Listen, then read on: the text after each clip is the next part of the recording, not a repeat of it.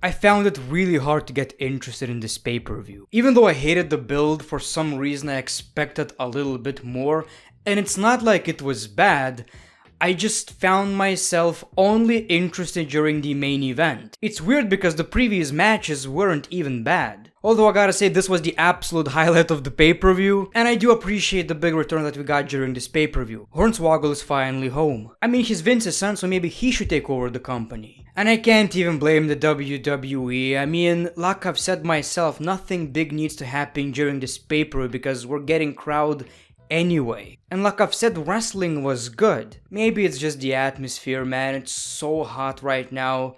I can barely stand right here, like I'm all sweaty. I look like melted cheese on a pizza. I look like a lubricant. And I feel even worse. So watching this pay-per-view while feeling not really that good, you know, maybe that affected my viewing experience. I'm not quite sure. I'm just saying that nothing really that big happened during this pay-per-view, and the only true highlight for me was the main event. So let's talk about the pay-per-view. The first match was the SmackDown Women's Championship match, Bianca Belair versus Bayley inside Hell in a Cell. So look, when I'm saying that I only got interested during the main event, doesn't mean that I did not enjoy this match. In my opinion, this was a very nice Hell in a Cell match. So far, I'm pretty sure every women's Hell in a Cell match was somehow special. Maybe I don't remember every match, but let me know in the comments below which was the worst Hell in a Cell match when it comes to women. There are no bad Hell in a Cell matches when it comes to women. We gotta love them women.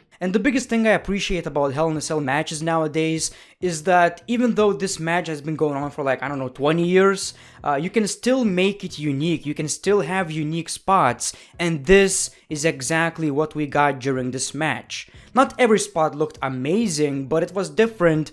And for the most part, what I appreciated is the use of Bianca Belair's hair. For the majority of the match, it was actually a disadvantage for Bianca Belair, but ultimately it paid off. So that was actually the biggest thing about this match, Bianca Belair's hair being used in a cage.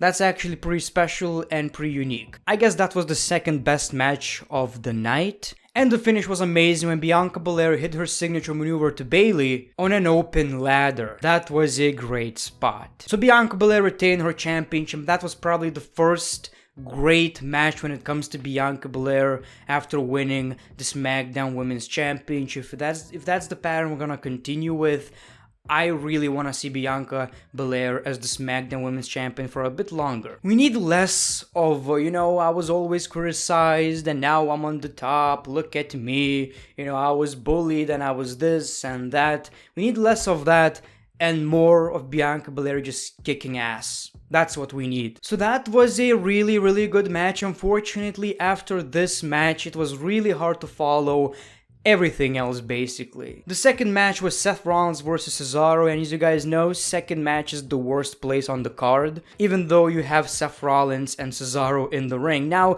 I kinda feel guilty. It was hard for me to focus. Maybe it's the heat. I'm not quite sure. For whatever reason, even though the match had a lot of great maneuvers, nothing wrong with this match whatsoever, I just really found it hard to get interested. And I don't know why. So like I've said, the match itself was nice. I really don't have anything negative to say about it, really. Maybe it's just my general feelings about the pay-per-view. Maybe I just didn't care enough. But just as expected, this time Seth Rollins took the W. We got a roll-up or something along those lines, and Seth Rollins won the match. I'm not sure. I've heard rumors that Seth Rollins is facing Edge at SummerSlam, so obviously Rollins needed that victory. And Cesaro is not looking weak. He didn't lose with a finisher or anything like that, so I don't think it's that big of a deal. But something tells me Cesaro's push is ending anyway, and he's either gonna be stuck in lower mid-card or just in another tag team. Maybe that's what's happening, and that's kind of unfortunate. I want to see him succeeding. Maybe, I was about to say draft would help him, but I don't think being on Raw is a good sign. Yeah, I don't know, man. I just don't see anything for Cesaro right now. And Seth Rollins, is Seth Rollins. He's gonna be okay. He can lose 50 matches in a row. He's gonna be okay. Right now, I see both Cesaro and Seth Rollins being in a Money in the Bank match. I don't see either of these winning, but I'm sure these two are going to compete for the briefcase, and then Seth Rollins is gonna get into a program with Edge. Then we saw Alexa Bliss versus Shayna Baszler by far, and I mean by far, far away, the worst match of the night. I felt so damn stupid watching this, man. This whole Alexa Bliss thing, I've said it many times, I fucking hate it, man. I really despise this shit. So we got the match, it was really boring, like it's not working I just can't get into it. And you know, the only highlight, which wasn't even good, was Alexa Bliss controlling Nia Jax. She even made her slap Reggie. Don't make anyone slap Reggie. Make Reggie getting laid. That's the only task you need to follow. And Alexa Bliss even beaten Shayna Baszler, and this is just, come on, man, come on. I hate this. I really hate this. I actually hope this would be the end of this whole Alexa Bliss being this 5-year-old evil girl witch. I thought that's gonna be the end. I just really wanted to see, you know, Shayna Baszler beat this character out of Alexa Bliss, but it's not happening, and we're gonna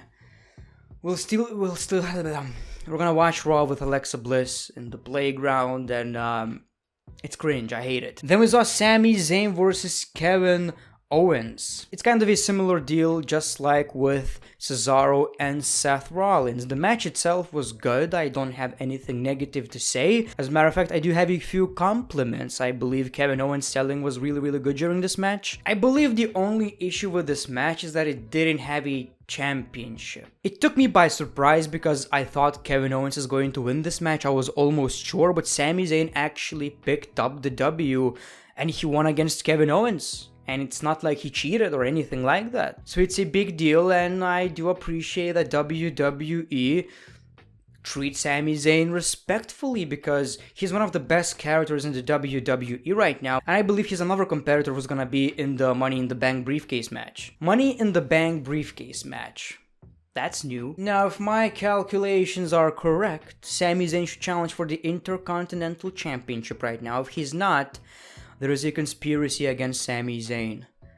I'm literally drowning in sweat, man. I don't know what to do. Then we saw Charlotte Flair versus Raw Women's Champion Rhea Ripley for the Raw Women's Championship. This was possibly the least interesting match to me. It's not that it was bad, I just truly didn't care. It was what it was. And of course, this rivalry is going to continue, even though nobody really wants that because, you know, Rhea Ripley got herself disqualified, which I hope wasn't on purpose because it kinda devalues her character. It's not what Rhea Ripley would do, you know? I don't see her as someone who would get herself disqualified. So that was a really weird decision by the WWE. I'm not quite sure why would they do that. It seems like Rhea Ripley is more of a heel right now than Charlotte Flair. And finally, the WWE Championship Hell in a Cell match, Bobby Lashley versus Drew McIntyre. Drew McIntyre doing for Scotland, Bobby Lashley doing it for them women. And this was very surprising. I did not expect this match to be that good. A lot of false finishes, a lot of crazy spots. And this match, to me, honestly, was better than Randy Orton versus Drew McIntyre inside Hell in a Cell last year. It's also about the little things, like this spot right here for me just made the match. After this spot, I was really interested in what's about to happen.